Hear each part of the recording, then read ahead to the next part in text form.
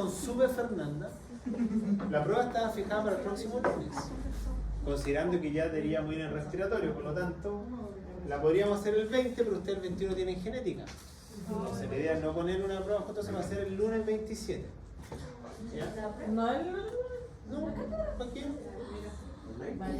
O si no, la otra es hacerlo una fecha que hacerle en conjunto con el curso que yo hago patología de sistema. Online. No. Ahí le salió la bola. Sí, no. Online quieren. Yo sí, antes, ¿cómo hacer la prueba En línea. ¿Antes cómo la hacían? Por sombra, No ponía nada. Tranquila. Todo copiado. Sí, no aprendían nada. Yo, o sea, si yo estaba en su yo congelo. Yo tenía hijas de colegas míos que congelaron los 2 años de pandemia. Decían, yo no quiero aprender así. Claro, y algunos que no, porque algunos con esos 2 años muchos se adjudicaron becas porque las notas subieron. Hay harta gente que estudió a distancia. ¿Ah? Hay harta gente que estudió desde la casa. Sí, pues mire, yo no entiendo, porque mire, yo en mi estupidez normal, que me gusta estudiar y agarrar cursos, no me da el tiempo para ver los videos, no me da el tiempo. Claro. Estoy haciendo un magíster de acá que online, de la misma U. Y claro, después las pruebas, claro, se permite, yo sí, igual pregunto, pero la prueba es con apunte en mano, sí, con todo. Pero igual no se aprende del todo bien. Pero bueno, son las reglas del juego nomás. Claro, yo me preocuparía más si hubiese usado online ustedes cuarto y quinto. Pero primero y segundo, o 1 año online, pero hay gente que tuvo cuarto y quinto y ahora es profesional y no tuvo práctica en 2 años. ¿Cómo le voy a pasar un perro, un gato a esa persona? Me daría por lo menos algo de desconfianza. Pero hay gente que salió así, que salió con 2 años de no tener práctica. Y eso es cuático. No sé si yo. Bueno, en realidad en mi caso no valdría nada. Yo tengo una clínica. Yo estudié online y me salí porque no aprendí nada. O sea, por lo menos usted escucha. No sé, yo le hago clase a los de cuarto y tercero y no saben ocupar un microscopio. No saben ni prenderlo, no saben mover, no saben las partes del microscopio, no saben mirar histología, no saben los objetivos, no saben los. ¿Tuvieron láser no? Porque no tuvieron, no.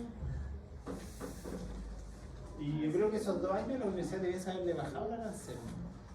La universidad ninguna bajó la arancel, o no sé. No. Si al final no gastaban ni luz, ni agua, ni. Ya. Entonces nosotros vimos recién que se llamaba control metabólico del flujo, que dependiendo si el tejido tiene más demanda metabólica, va a demandarle más irrigación. Y también vimos que si ustedes quieren saber cómo está el nivel de deshidratación de un paciente, ustedes hacen el tiempo de relleno capilar o el tiempo de llenado capilar llamado hiperemia reactiva, ¿cierto? Sin embargo, también tiene que haber otro control, que aparece aquí en la diapositiva, que se llama autorregulación del flujo. La palabra autorregulación, es decir, que el propio sistema regula este flujo. Porque yo quiero que ustedes entiendan que, claro, yo estoy acá parado y supuestamente, fisiológicamente, mi cerebro les tiene que decir al corazón, oye, mándame más, pues tengo que concentrarme para hablar o para acordarme o para entender esta cuestión. Ya, como hay otros que, momentos que si yo salgo a hacer ejercicio, el músculo tendrá que acordarse de pedirle más flujo. Pero ¿cómo hace el sistema para no pasarse, entiéndame mi vocabulario vulgar en el sentido de no pasarse de darle demasiado flujo? Porque también tengo que parar, pues en algún momento decir, oye, hasta aquí nomás te puedo aportar porque obviamente tengo otros órganos que abastecer y en realidad tú con lo que te aportes ya está suficiente para tu funcionalidad.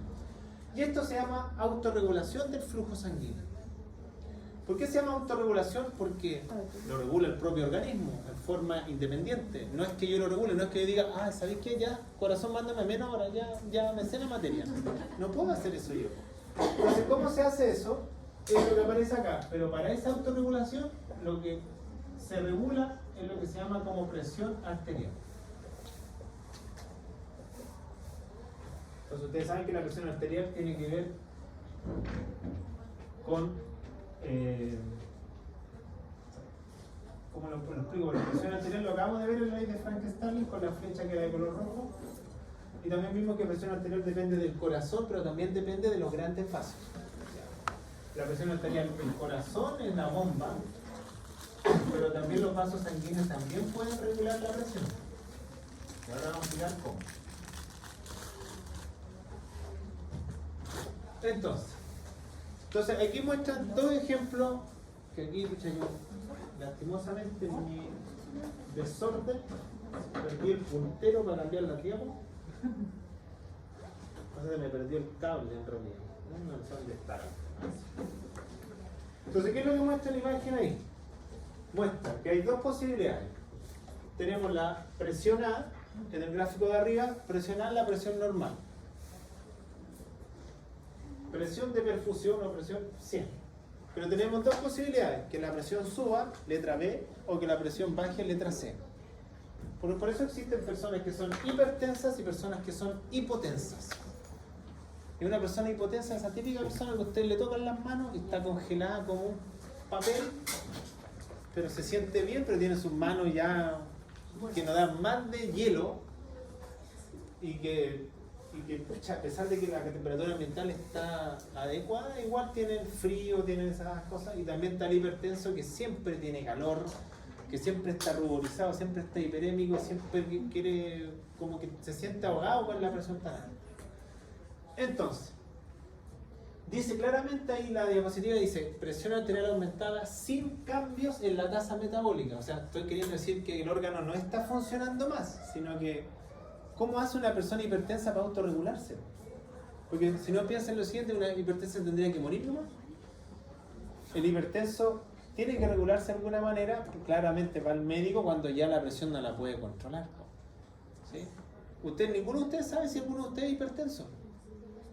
Nadie sabe si es hipertenso porque la única forma de saber que es hipertenso es medirme todos los días, durante 3 días, la presión a la misma hora y saber si hay una curva diferente de presión. O sea, sentadito, hacia izquierdo y tomármela. Pero como ninguno de ustedes lo hace, obviamente puede tener episodios de hipertensión por X causa. Entonces, si la presión arterial de un sector está aumentada, ¿cómo va a ser el flujo? Si la presión arterial está alta, ¿cómo va a ser el flujo en ese sector? ¿Poco o alto? Si tiene la presión alta. ¿Recuerdan que presión alta significa que cuando la sangre pasa por el vaso y choca con la pared, ¿cómo va a ser este flujo? ¿Va a ser menor? Si la presión es más alta, Mayor.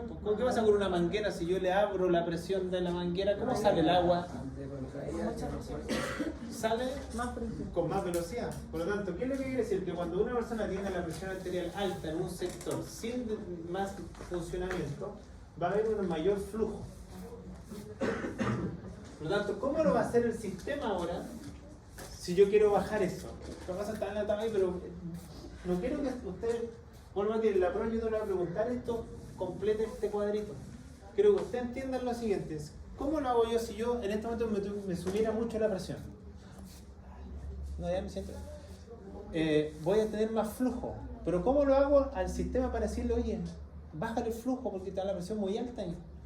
¿Qué tendría que hacer el sistema ahora? Si es lo contrario a lo anterior. ¿Qué tendría que actuar? Cerrar. Ya, ¿cómo se llama cuando se cierra? Entonces, para que este flujo que está aumentado disminuya, lo que tengo que hacer es vasoconstricción de la arteriola. ¿Qué pasa si yo hago vasoconstricción de la arteriola? El flujo es menor. ¿Qué pasa con la resistencia? Más resistencia. ¿Y qué pasa con el flujo? Menor flujo. Mayor resistencia, menor flujo. Por ende, al haber menor flujo, ¿qué va a pasar con la presión de ese sector ahora? Va a disminuir. Ese fenómeno se le conoce como autorregulación del flujo sanguíneo. Por lo tanto, el sistema dice, si te estoy generando una presión muy alta en un sector, tengo la posibilidad de bajarla. Pero ¿quién es el que hace vasoconstricción arteriolar? ¿Quién es el que hace esto? ¿Quién es el que regula esta respuesta? ¿Cómo se llama? Tema nervioso autónomo, pero ¿qué parte? Ahora lo hace el parasimpático. Por lo tanto, ustedes lo que están viendo con esta diapo y la anterior es que si un tejido le pide al corazón más sangre, el sistema nervioso simpático es el que nos permite llevar más sangre por metabolismo. Pero si un tejido tiene una presión muy alta por X factores, ¿quién es el que va a regular eso? También va a ser el sistema nervioso autónomo, pero el parasimpático. Creo que ese es el mayor. Eso es mayor, esto es menor. Acuérdense que siempre se lee de izquierda a derecha. Siempre se lee de aquí para allá. Esto es más que esto, esto es menos que esto. O este se come a este no se come a este, como ustedes quieran verlo. Pero a todos nos cuentan los signos mayor y menor. No, es el mayor igual. Ese cuando mayor igual, es el mayor igual. Yo siempre me equivoco. ¿Ah? No. Un Pac-Man. Póngale mayor y menor. No, porque es matemática. Entonces, a la larga lo que se genera, como dice acá, una retroalimentación negativa. Hace lo contrario. Modifica la resistencia y por ende también modifica el flujo y por ende la presión también se altera. Por lo tanto, si usted con esto entiende, si ustedes ahora están sentados y tienen hipertensión, su organismo está haciendo todo el rato esto para hacerle bajar esa presión. Pero ¿qué pasa si el sistema nervioso autónomo ya no puede hacer mucho? Necesitan fármacos ya, porque no puede autorregularse. ¿Se entendió o no? Sí. Por ejemplo, piénselo de la siguiente manera. ¿Qué le pasa a las personas? Por ejemplo, ahora delante de una de sus compañeras que está ahí tapada, dice, me duele la cabeza. ¿Qué le pasa a una mujer o a una persona cuando le duele la cabeza? Le aumenta la presión acá. Tiene mayor flujo. Entonces, tiene mayor flujo y por eso le duele la cabeza, porque como la bóveda craneana está encerrada entre huesos, que se llama parietal, frontal, occipital, y está cerrado ahí, y el líquido cefalorraquídeo, que es parte del plasma, está aumentando, está generando mayor presión. Entonces dicen, ¿de qué manera lo regulo? El sistema tiene su propia autorregulación. Para bajarle la presión a ese cerebro, lo que está tratando de hacer es generarle esta autorregulación. Bajarle el flujo, disminuyendo la dilatación del capilar, pero aumentando la resistencia de esos vasos. ¿Cuál es el problema? Que a veces el dolor con este sistema igual no cesa. Por lo tanto, necesito ayuda farmacológica. ¿Se entiende? Entonces ¿puedo tener homeostasis con presiones modificadas o con flujos? Sí, las tengo. Tengo mis propios controles, pero cuando ya no los puedo controlar yo necesito fármacos nomás, mala suerte. ¿Se entendió? Por ejemplo, alguno de ustedes, ¿quién toma aquí Mentix para estudiar? O modafinilo se llama. ¿Nunca han tomado? A mí me dieron uno, estoy ahí, quiero elegir el momento para ver si realmente... Dicen que con eso algunos andan, pero... ¿Cuál es el nombre? Pucha, que en principio activo modafinilo, lo conozco como Mentix, pero hay otros nombres más. ¿Será el mismo? Búsquelo ahí, ¿no? ¿Pero le hace efecto? ¿Pero qué le hace? ¿Concentrarse más? Más concentración y me despierto. Ya, no, si debe ser el mismo. Que decían que era como que si uno quiere estudiar más concentrado, tomar esa pastilla. El problema es que uno se vuelve adicto a esas cosas después. Y si yo tengo problemas de hipertensión, no me puedo tomar esa pastilla. Si tengo cefalea, no me puedo tomar esa pastilla. Pero hay gente que ahí dice, porque si te causa dolor de cabeza, no te sirve. Sí, no, pero a mí me hicieron examen antes de... Y bien. Pero así, muy bien, así que hay algunos que dicen que casi un milagro, o sea, Sí, la verdad es que... pero así como que conecta todo. A mí se me hace mucho más Me da fácil miedo a mí. entender las No materias. quiero quedar más loco. Por eso no lo quiero. ¿Cómo me dijo que se llamaba? Modafinilo. Ah, no, este otro. Bueno, puede ser otro. Por ejemplo, las personas que, por ejemplo, a mí me dieron para tomar porque yo manejo y me empieza a dar sueño. Me dicen, tómate la mitad de esta pastilla y a los 15 minutos. Bueno, o sea, ahí no sé. Ahí la tengo siempre en la mochila por si acaso, pero no me quiero tomar una pastilla y me va a despertar. Creo que las pastillas que son para dormir. Eso es el efecto contrario. Pero es que la pastilla que son para dormir, muchos tienen algo de relajante muscular. No son útiles. O cualquier pastilla que sea para dormir, si modifica la tonicidad muscular, no tiene, o sea, ¿por qué los relajantes musculares sirven para dormir? Porque los relajantes musculares bloquean la captación de calcio.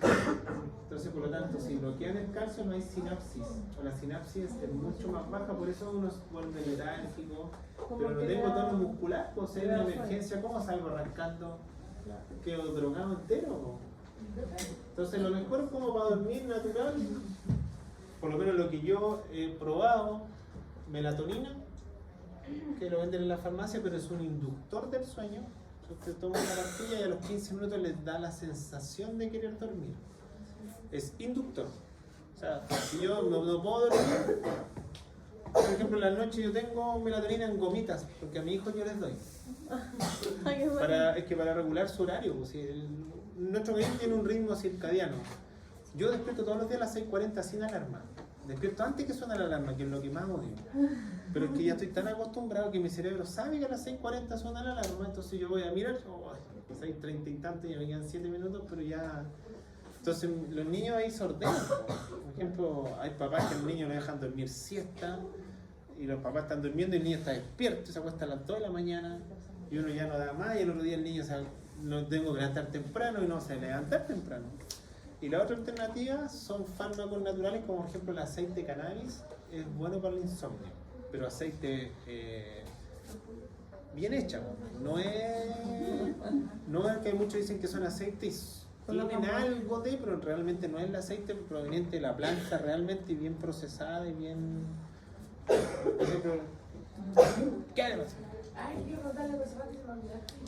¿Será verdad que el hongo melena de león sirve para la concentración? ¿El cuál? El hongo melena de león. Bueno, no sé. Tendría que leer. Yo no creo ni en esa cuestión en realidad. Pero mientras no lo lea. Sé que hay muchas cosas, por ejemplo, nosotros cuando chicos todos nos dicen echarle melisa en la almohada. Para tranquilizar, yo lo eché, me puedo echar el frasco, los cabros no había caso. Pero le di melatonina, santo remedio. Igual después uno se pone a buscar porque yo no les puedo dar melatonina toda su vida. Porque la melatonina es una hormona que nosotros sintetizamos. Y nosotros sintetizamos esa hormona cuando hay oscuridad. O sea, inevitablemente, si yo me voy a dormir como lo hacemos todos los cristianos con el celular, me pongo a mirar Instagram, TikTok, me pongo a mirar la tele, la melatonina nunca se va a sintetizar. La única manera que la melatonina se sintetice es la oscuridad. Por lo tanto, antes, como no había televisión en las piezas, uno se iba a acostar y se apagaba la luz y... Ahora no, pues uno está pegado a la cuestión, está estudiando hasta tarde, obviamente la síntesis endógena, la propia, no alcanza para darnos sueño, por eso a veces uno nos ayuda con la exógena. Pero yo busqué y dicen que la melatonina, como es una hormona biológica, no hay ningún contratiempo porque nos genera adicción. Yo la dejo y listo. Tampoco la idea es ir subiendo la dosis para nosotros son 3 miligramos. Yo a mi hijo le compro una de 5, pero parto un dulce, porque darle a un niño una pastilla. Mi hijo se lo comen, es como un dulce. Y ayer, por ejemplo, no podía quedarme dormido, fui a la cocina y agarré una melatonina para mí. Es un dulce, lo mastico y a los 15 minutos listo. Pero hay gente que a veces no ni siquiera le hace efecto.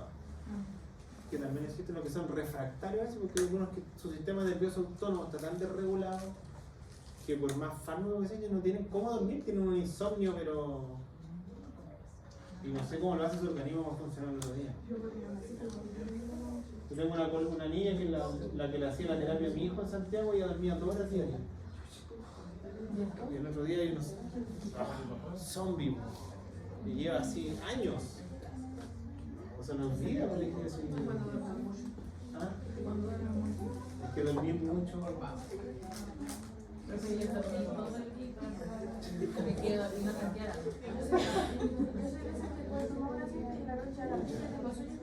Pero yo en su tiempo decía dormir, pero ¿saben que en mi tiempo yo digo, bueno, no soy viejo, pero tengo 40 años y dormir es desperdiciar tiempo en mi vida? Si ya voy a dormir bajo tierra toda la vida, eternamente, ¿qué voy a dormir?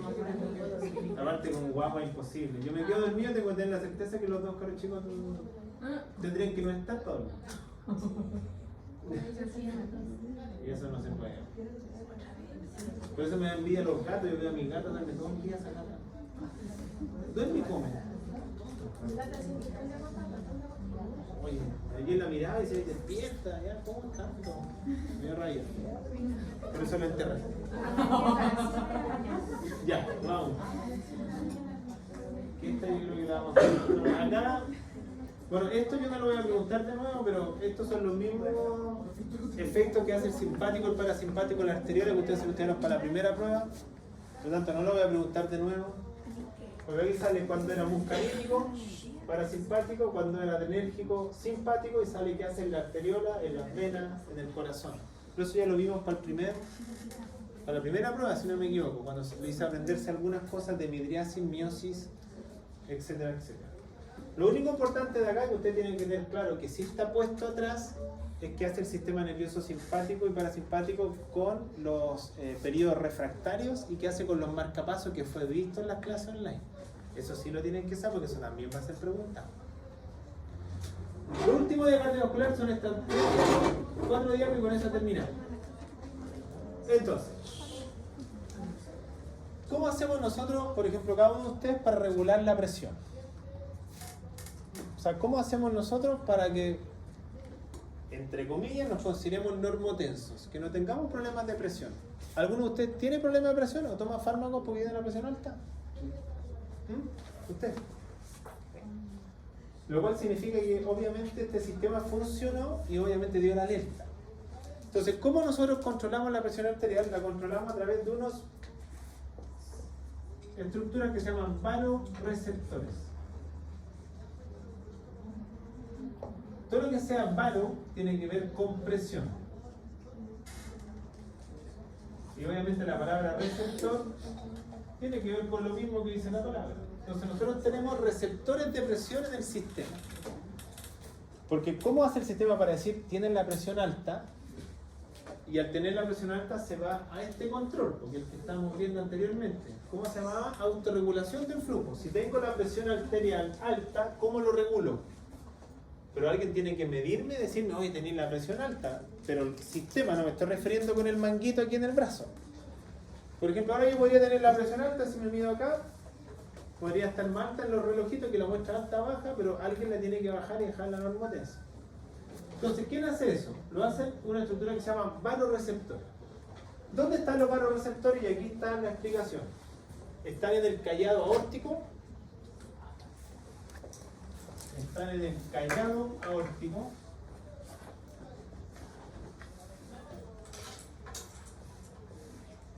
Y están en el seno carotídeo.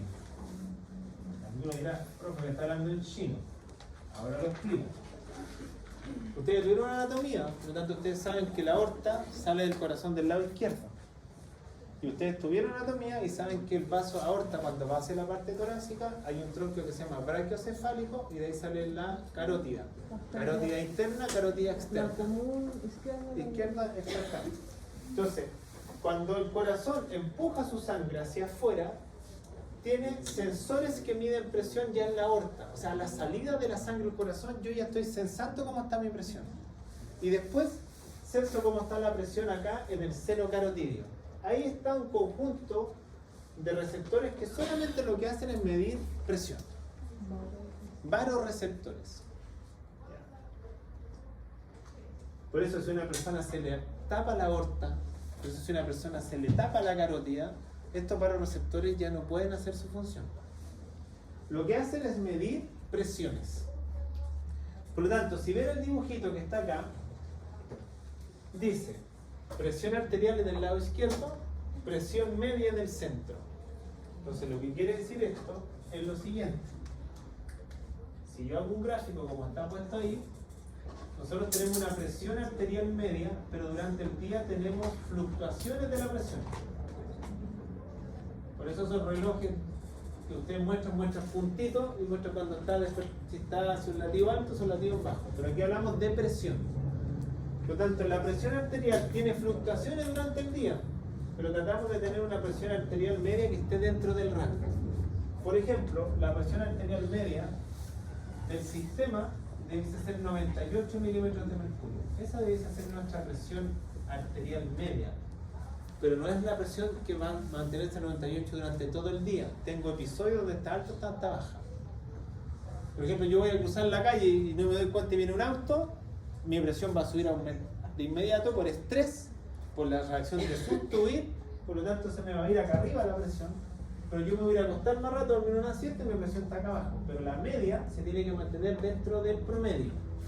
Esa es la que nosotros llamamos presión arterial media, que realmente es 98 para el sistema, para la aorta, que es el vaso que más lo medimos, que está, o sea, la aorta no está aquí, pero como está a la altura, la medimos justo en el lado izquierdo para que esté lo más paralelo al corazón. Entonces, ahí está la presión media, miren, presión de 50 muy baja, presión de 175 muy alta. Entonces, ¿qué es lo que muestra de color celestito? Muestra los potenciales de acción de estos vasoreceptores. Entonces, cuando la presión es muy baja, miren el potencial de acción de los vasoreceptores. Es bajísimo. Pero ¿qué pasa cuando las presiones suben? Los vasoreceptores mandan más señales diciendo que la presión está más alta. ¿Dónde están estos vasoreceptores? Como mostré ahí, aquí están rayitos ¿cómo lo podría explicar? Con cierta como mallas, como distribución. Ahí está en la aorta y está en el seno carotídeo. ¿Se entendió? Repito, estos son receptores que lo que mandan son potenciales de acción. ¿Qué era el potencial de acción visto en biología? Cuando cambia el voltaje de una membrana. Entonces, estas células que miden la presión van a estar más con mayor voltaje cuando las presiones estén más altas y va a estar muy bajo cuando las presiones sean muy bajas. Por lo tanto, cuando yo estoy durmiendo, así están funcionando mis vasoreceptores. Cuando yo estoy haciendo ejercicio, así están funcionando mis vasoreceptores.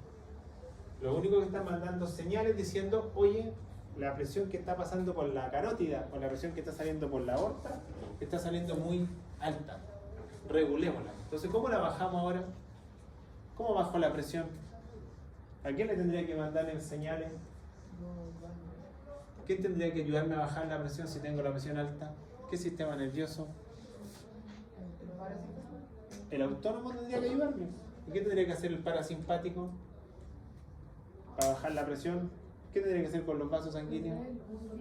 Vasocontraerlo, más resistencia, menos flujo, y si hay menos flujo choca menos con la pared y mi presión va a bajar. Y eso es lo que estamos haciendo todo el día. Por eso digo, para nosotros el sistema más importante no es el nervioso central.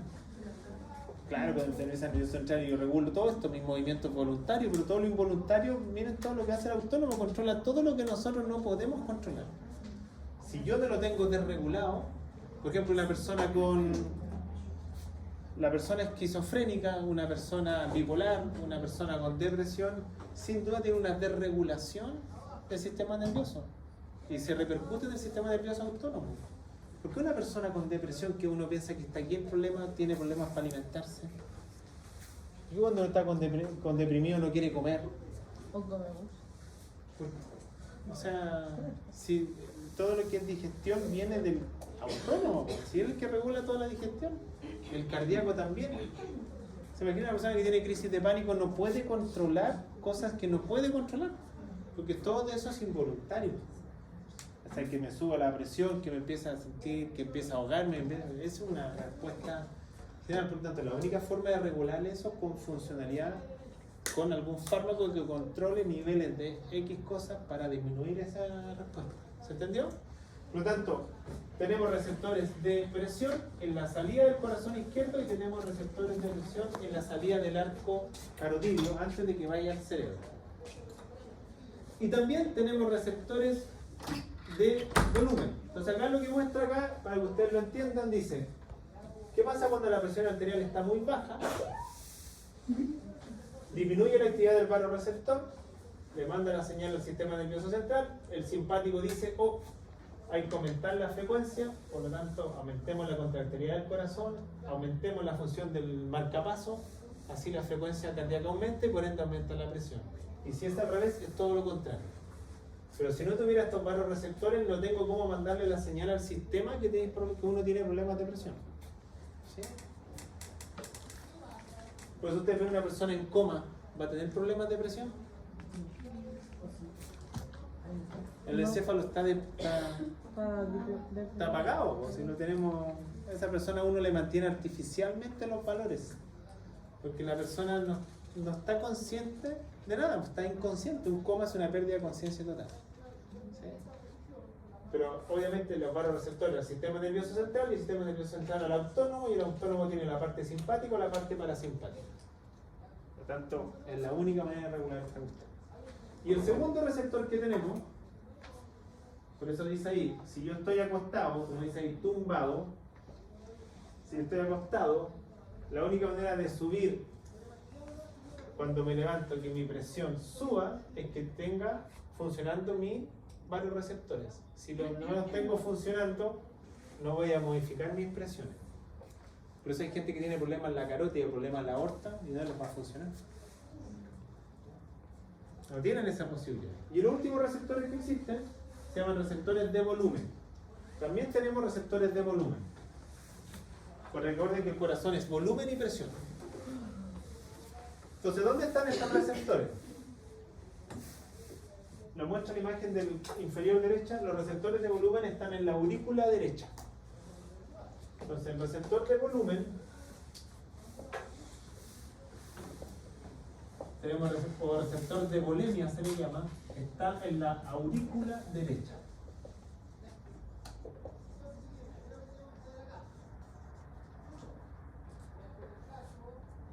Entonces, nuestro propio corazón sensa cuánto volumen de sangre tiene y además sensa qué presión tiene cuando sale. ¿Dónde están estos receptores de volumen? En la aurícula derecha. Ustedes me dirán, ¿por qué está en la aurícula derecha? ¿Por qué no está en la aurícula izquierda? ¿Por qué está en la derecha? Porque está más alto. Porque me dirán, ¿por qué no está al lado? Volvemos bien atrás la materia. ¿Todas estas cuestiones hemos hablado? Miren la actividad eléctrica del corazón. ¿Dónde está el nódulo sinoauricular? ¿Dónde está el marcapaso inicial? A la derecha. ¿A qué lado está? Si este es el izquierdo, está al derecho. ¿Cuál es? ¿Ya? El izquierdo acá. Mirándolo así como eso. Ahí. ¿Ya? Entonces, nosotros sabemos, bueno, ustedes después de que estudiar esta cuestión, pero ustedes saben que el corazón tiene un llenado que se llama diástole y tiene una contracción que se llama sístole. Para el corazón hacer esto, eyectar, primero tiene que llenarse. Entonces, lo que hace este receptor de volemia, que si yo dibujo el corazón, tenemos aurícula derecha, ventrículo derecho, aurícula izquierda y ventrículo izquierdo, en este parte, en la pared del corazón, hay receptores que sensan cuánto volumen de sangre está entrando al corazón. Por eso dicen receptores de volemia, de volumen. Si está entrando mucho volumen, ¿cuál va a ser la consecuencia de entrar mucho volumen? Si yo me lleno más, ¿voy a inyectar más? ¿Sí? Si inyecto más, ¿qué va a pasar con la presión? ¿Va a estar más alta o más baja? Más alta porque estoy inyectando más volumen al chocar con la pared. ¿Qué pasa en lo contrario? Si está devolviéndose muy poca sangre al corazón, ¿qué pasa con el flujo? Disminuye. ¿Qué pasa con la presión? Baja. Por eso, ¿qué le pasa a un perro deshidratado? ¿Va a tener taquicardia o bradicardia? ¿Va a ser hipotenso o hipertenso? ¿Por qué? Porque obviamente el volumen que está recuperando de todo el sistema, de la circulación sistémica, es muy poco. ¿Y esos receptores dónde están? En la aurícula derecha. ¿Y cómo se llama ese receptor? Receptor de volemia. La última hallazgo que yo estoy mostrando aquí. Entonces dice, si llegó poca sangre al corazón, ¿cómo hago para aumentar la sangre? ¿Cómo creen ustedes? Si pueden leer esta cuestión, pero ¿cómo hago yo si me llegó poco volumen de sangre al corazón? ¿Cómo lo puedo incrementar? ¿Cómo podría decir, oye, me deberían llegar 100 ml y llegaron 50? ¿Cómo hago para aumentarlo?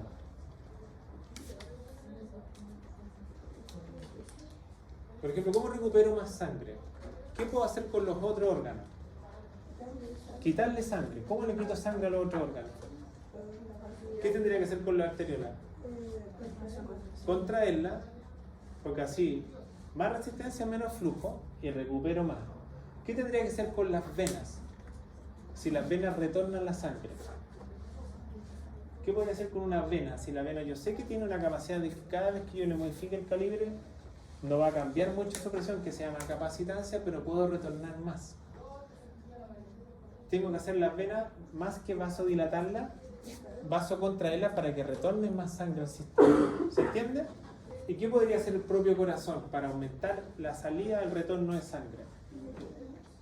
Bueno, aquí en todo caso sale, pero dice, puedo hacer los mismos efectos que hacía con la presión. Entonces, tenemos mecanismos para regular si retornamos poca sangre o si tenemos mucha presión, sí los tenemos, pero están en lugares específicos. Por lo tanto, en la aurícula derecha, en esto de color moradito que está en el dibujito, están los receptores de volumen. ¿Sí?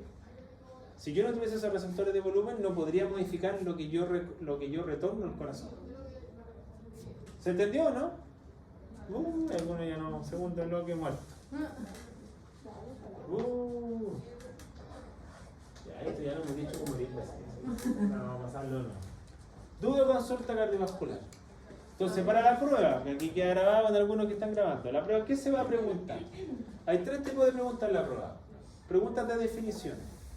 ¿Qué definiciones tengan que aprenderse? Precarga, poscarga, contractilidad, compliance, elasticidad. Están puestas en las diapositivas anteriores, están anotadas las definiciones. Resistencia, capacitancia, perfusión, difusión son definiciones. Segundo, aprenderse, que es lo que le dije a su compañera, que es lo más difícil, aprenderse los potenciales de acción de la célula cardíaca. Hay potencial de acción de la célula cardíaca, hay potencial de acción de la célula marcapaso y además hay potencial de acción cuando hay un marcapaso auxiliar. Y tercero, tienen que aprenderse obviamente las 3 leyes: Fick, Pusil y Frank-Starling. Y de eso van a hacer preguntas de alternativa. ¿Ya? Obviamente de esta última parte yo no les pregunto cómo funciona, pero tienen que saber que hay receptores de volemia y receptores de presión.